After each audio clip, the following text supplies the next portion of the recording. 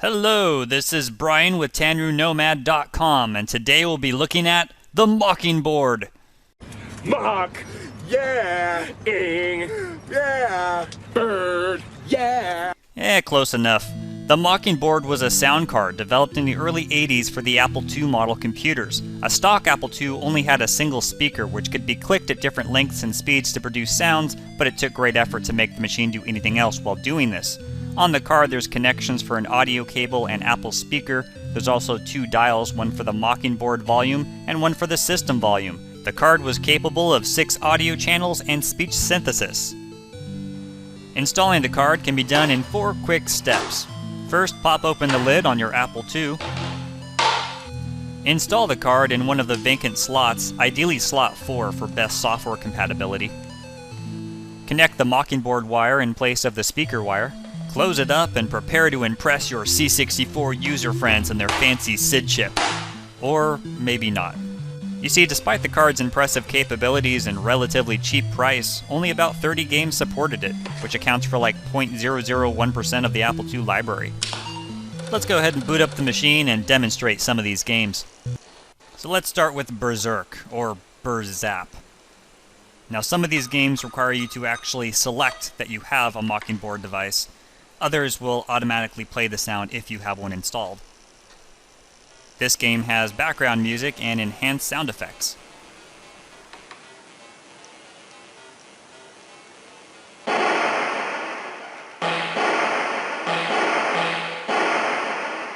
Simple but effective. Ah, smiley face! Run!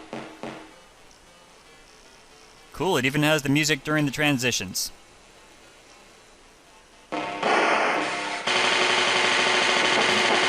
I think that means I died. Why are they shooting me when I'm already dead? Cheap. Very cheap. Let's get the hell out of Dodge here. Hey, it's like a sideways Space Invaders.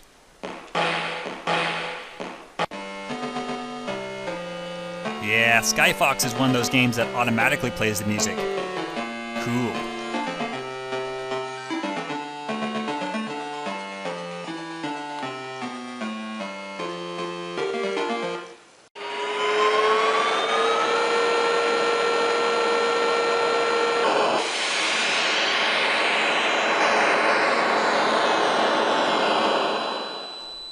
Skyfox, Space Fox, Star Fox. There sure are a lot of flying foxes in video games.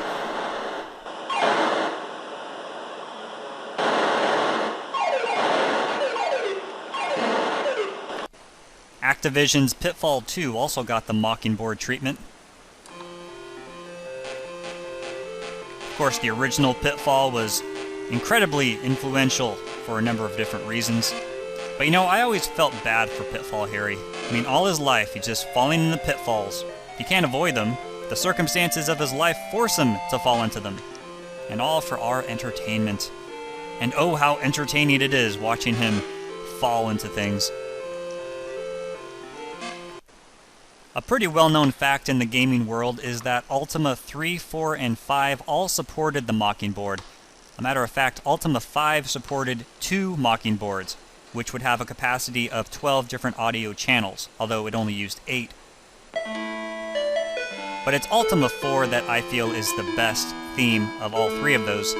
Just a personal preference, but there's just something so majestic about it, and it's just plain awesome.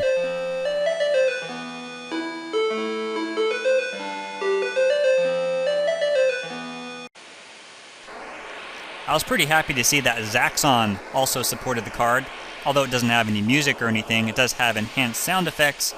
And, you know, enhanced sound effects can go a long way in a gaming experience.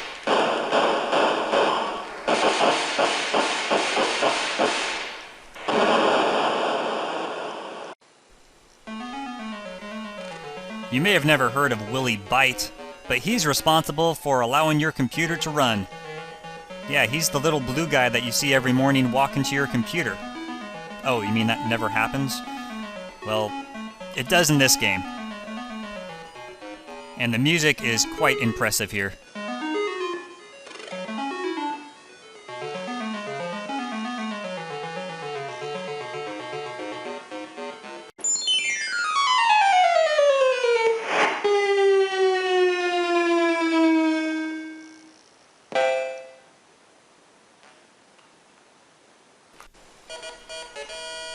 And then there were games like G.I. Joe that were listed as supporting the Mockingboard, but I can't get it to work. It just plays the system sound. Maybe it only works on later versions, or I have to enter some command I'm not doing.